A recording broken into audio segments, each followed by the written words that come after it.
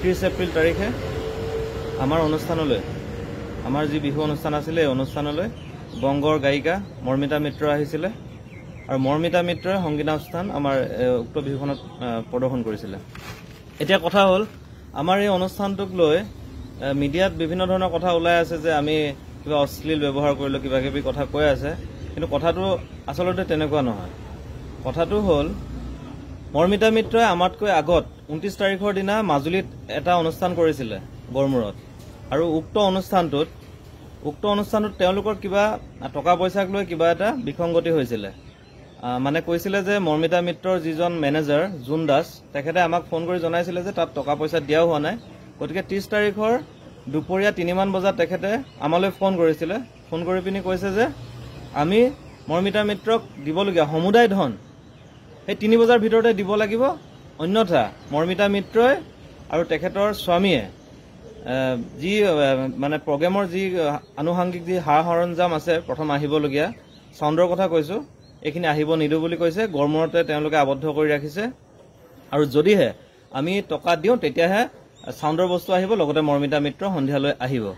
তেনেদৰে কোৱাত আমাৰ কমিটিৰ ফালৰ পৰা আমি জনালো যে আমাৰতো যিহেতু আমি এগ্ৰিমেণ্টত আমি তেখেতৰ লগত আমি চুক্তিবদ্ধ যিহেতু হৈ আছো, গতিকে চুক্তি অনুযায়ীহে আমি টকাটো তেখেতক দিব পাৰিম।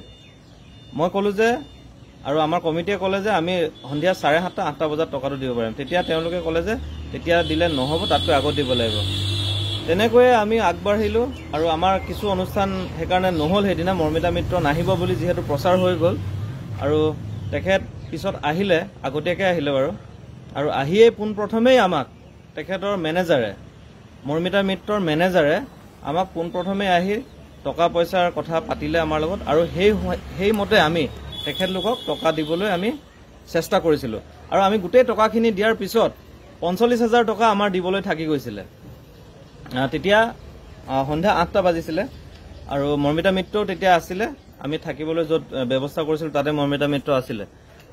8:10 যোৱালৈকে আমি টকা 45,000 দিবলৈ থকাত আমি তেখেতলোকক ক'লো যে আমি আপোনালোকক টকাটো দিব পৰা নাই, কিয়নো আপোনালোকে আমাৰ ইয়াত অনুষ্ঠান আছে বুলি যিটো বাইট দিবলৈ কৈছিলোঁ আগতীয়াকৈ, যে এনেকৈ গায়কসকলে দিয়ে নহয় এনেকৈ যে আমাৰ অনুষ্ঠান আছে আমুক ঠাইত আমি যাম, তেনেধৰণৰ বাইট এটা নিদিয়াৰ ফলত আমি জনালো যে আমি যি মানে আমি সংগ্ৰহ কৰিব লাগে টকা পইচা অনুষ্ঠান কৰিবৰ কাৰণে, এই টকা পইচাখিনি আমি পোৱা নাছিলোঁ। এটা কাৰণে মৰ্মিতা মিত্ৰ আহিব নে নাহিব এই কথাটো স্পষ্ট হোৱা নাছিলে। গতিকে আমাৰ কমিটি মানুহখিনিয়ে তেওঁক বাৰে বাৰে অনুৰোধ কৰাৰ পিছতো তেওঁলোকে বাইট নিদিলে। তেওঁলোকৰ এটাই কথা যে সমুদায় ধন আদায় দিয়াৰ পিছতহে তেওঁলোকে ক'ব যে আমি সেই অনুষ্ঠানলৈ যাব পাৰিম। কোনোবা আশ্চৰ্য বৰপাত্ৰৰ অনুষ্ঠান এটাৰ গইনালৈ তেওঁলোকে আমাক তেনেধৰণে কথা কিছুমান ক'লে। তেনেকৈ আমি তেখেতক ক'লো যে 45,000 টকাটো আমি এতিয়া আপোনাক সেইকাৰণে তুলি দিব পৰা নাই, আপোনালোকে আমাৰ পৰা এখন চেক লৈ যাওক, দৰকাৰ হ'লে আমি 3খন চেক প্ৰদান কৰিম। মেনেজাৰে মান্তি হৈ মৰ্মিতা মিত্ৰক সোধে, মৰ্মিতা মিত্ৰই আকৌ হাজবেণ্ডলৈ পেলাই দিয়ে। তেনেকৈ কথাটো হৈ নুঠিলে। তাৰপিছত আমি তুলি মেলি তেখেতক বাকী টকাখিনি আমি তেখেতলোকক আমি দিলোঁ। তেখেতলোকক আমি টকাখিনি দিয়াৰ পিছত আকৌ তেখেতলোকৰ আৰম্ভ হ'ল অনুষ্ঠানৰ কথাটো। অনুষ্ঠানত তেখেতলোকে গৈ পোনপ্ৰথমে কিবা শকত দুজনীমান বাউন্সাৰ লৈ আহিছে, যিটো অসমীয়া যিটো সংস্কৃতিত নপৰে, তাৰমানে কাষত বাউন্সাৰ দুজনী লৈ আহিছে, গোটেই ৰাইজক গতিয়াই মেলি উঠিছে ষ্টেজত। তাৰপিছত ষ্টেজৰ ওপৰত তেখেতৰ স্বামী যিজন স্বামী গৈ কোনো কথা নাই বতৰা নাই, মৰ্মিতা মিত্ৰ একদম কাষতে গৈ মানে জিন্সৰ চাৰ্ট জিন্স জোতা পিন্ধি আপোনাৰ ঠেঙৰ ওপৰত ঠেং তুলি তেখেতে বহি লৈছে।